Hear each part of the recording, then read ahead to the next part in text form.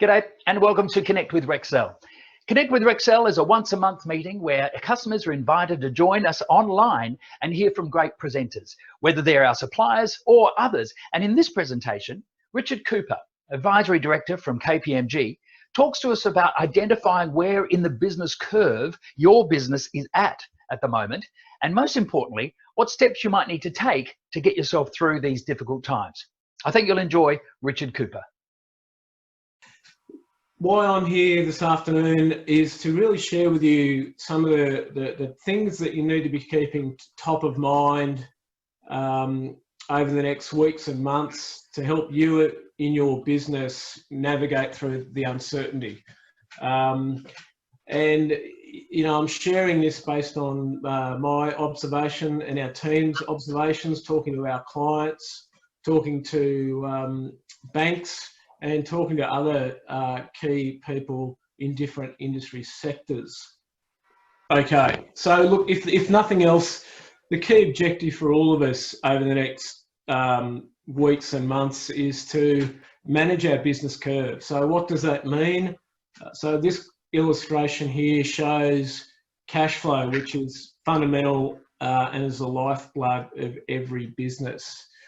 So that red line represents cash flow. What we want to be doing is making sure that staying above that break-even point. So that's the horizontal line that shows your break-even position. You need to be sort of understanding where your business is at and manage it to stay above that black line. So what we saw from a lot of industries and businesses was in the first few weeks and months of COVID was certainly a sharp decline in cash flow, going below the black line and then eating into their cash reserves. That necessitated everyone to make sure that they readjusted their business and operating model to try and stay above that, so they weren't burning their cash. So making sure that we had enough to pay our obligations when they were due, and really ensuring that we were keeping as much cash in reserve as we could. So those businesses that have done it well have really been those that have been able to keep their finger on the pulse. So understand what their cash position is on a daily, weekly basis, and certainly run different scenarios as to what their forward order book would look like and what their cost profile looks like over the next few days and weeks. So those that had those tools were able to identify that, were in a much better position to make some quick decisions to make sure that they quickly move to that reset position. Now, some of you are probably sitting there thinking, well, look, you know, we've been through the actual, probably largely through the health issues of COVID. Probably a little bit of a blip in Victoria at the moment, but if we're largely through that, where to now? And the thing is, really, there are going to be some economic headwinds or business confidence headwinds over the next weeks and months. And there is a ripple effect. So whilst you might have seen major impacts on your cash flow now, I just want to say to you all here that it's important that you just be proactive and understand some of the warning signs that your business or your market conditions or flow of jobs, what you need to be doing if they slow, and making sure you stay in that grey area. And as things improve, that got a good cash and capital position that you can go ahead and recover and thrive. Michael, I might just stop there and just ask you to have the next question around where businesses currently see themselves on this curve. Absolutely, there is the question there. Where on the curve do you currently see your business? Are you in the survive mode, in the reset, or are you already able to move into the capitalisation area? There are the results. So 12% are in survive, 45 and 45 in reset and capitalise. Is that your expectation? Absolutely. What I would say is that based on other surveys we're doing with our clients at the moment, there's certainly that optimism and buoyancy there, similar to what this survey or this quick poll is showing. So that's an excellent result.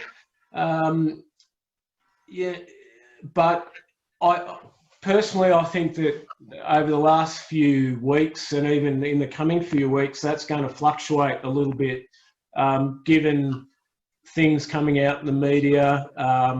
For example, what's happening in Victoria at the moment, how that plays out, that certainly can influence people's confidence.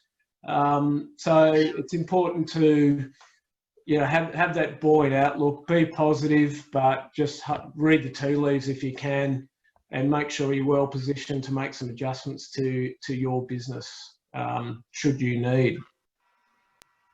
Okay, so as I said, look, I mean, the vast majority are in that reset and capitalised phase, which is fantastic, but it's also, we should also be aware of that ripple effect.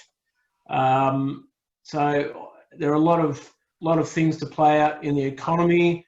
There's huge variability in terms of different industry sectors doing well, like not impacted at all, others being severely impacted like hospitality, and a lot of businesses in between.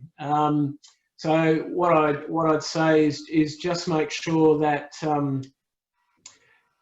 you, as I said before, make sure you take into consideration and try and look ahead over the next few weeks and months about what might be happening and some of the warning signs. To give you an example of this ripple effect, I've been talking to different trades over the last few weeks, and I'm talking to some plumbers that are flat out and haven't been busier. I've talked to plasterers that are busier, but they're starting to see some of their projects drop off a little bit in that new construction market, but they're now shifting their mind to renos and maintenance. And talking to some electricians where they're saying, well, look, I've had this little market niche to myself, whether it's just working for real estate agents and doing maintenance, but now I'm starting to see a few other electricians come into my patch because their segment where they've predominantly got most of their work is starting to get a bit lumpy. So that's, I think, an important example of how there's a lot of variability, and speak to as many people as you can in your network and your industry sector to get a good understanding of what might be happening now and where things might be headed over the next weeks and months. This is, again, something that you can all reflect on and take away. Some of this, hopefully, we can keep looking forward to the reset and capitalise. But again, just making sure you've got that flexibility in your business to ride out any peaks and troughs or bumps that will come along. And that example is like the JobKeeper. That's due to finish at the end of September. So the question is, what does that mean for your business and your ability to pay full wages again for your staff if some of them are on JobKeeper now?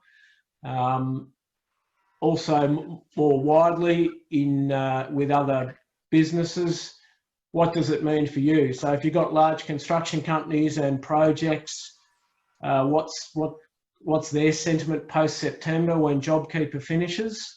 Does that mean that they're still going to be ready to push forward with projects that they have scheduled, or will they be pushed back a little bit? And then what does that ripple effect mean for you?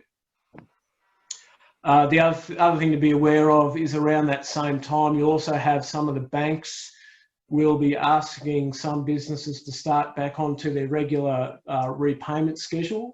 At the moment, they've been given some latitude to pause those repayments, but they will kick in again in the next few months. So what does that mean for your business if you're in that position? But what does it going to mean for market sentiment out there? I won't dwell too much on this other than to say it goes back to my earlier point about we shouldn't be relying on government or stimulus packages to save the day. They're going to be absolutely a help, no doubt about that. But it's not going to be it's going to be different for different people and different businesses.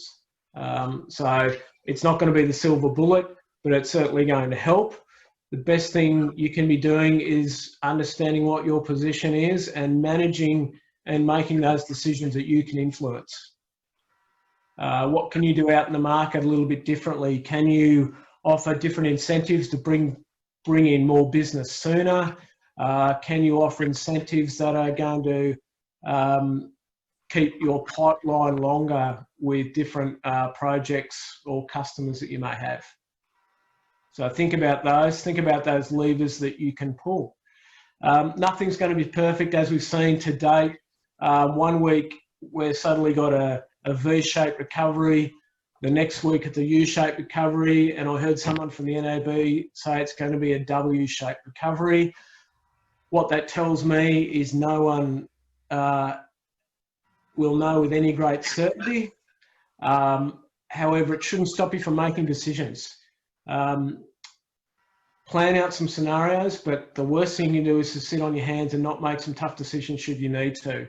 Because at the end of the day, you need to be in business and stay in business so you can ride things out when better times are ahead. And look, as I said, they could be sooner rather than later, but you just need to be positive but proactive in managing your situation.